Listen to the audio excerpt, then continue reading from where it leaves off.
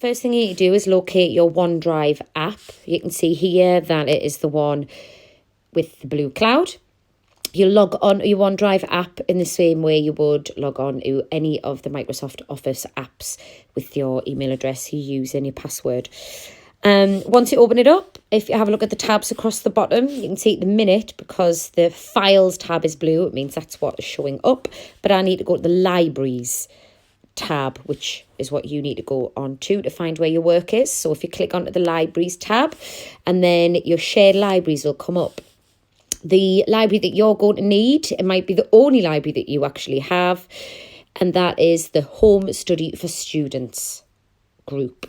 So if you click on to the Home Study for Students group, and then you click onto Documents, you'll see that the folders have been categorised into age groups for different years. So just for an example, if I go into year 8, you'll see all your subjects, and then you just follow the subject route basically. So if I was to go into French, for instance, you can see you've got your work there for French for week 1 and 2, and you've also got your calendar there.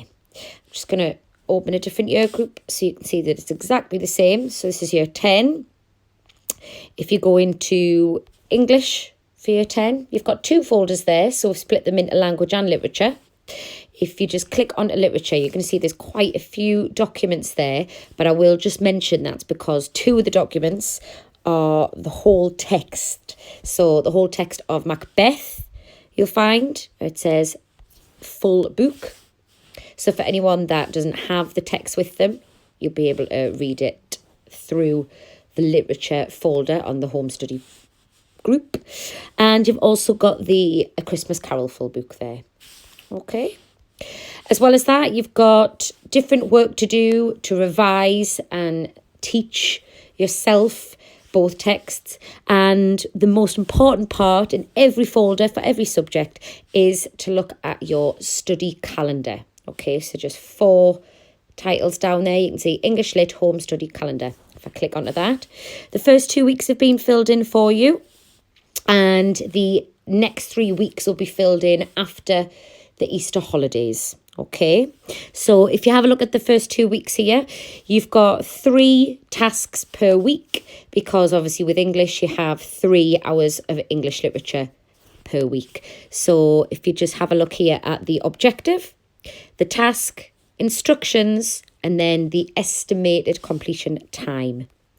If I just mention, for instance, one example, I'll go into week 2 here. It says test your knowledge and understanding of the context and themes relevant to A Christmas Carol. What do you have to do in order to do this? You've got to complete both the themes and the context check and challenge quizzes on GCSE Pod.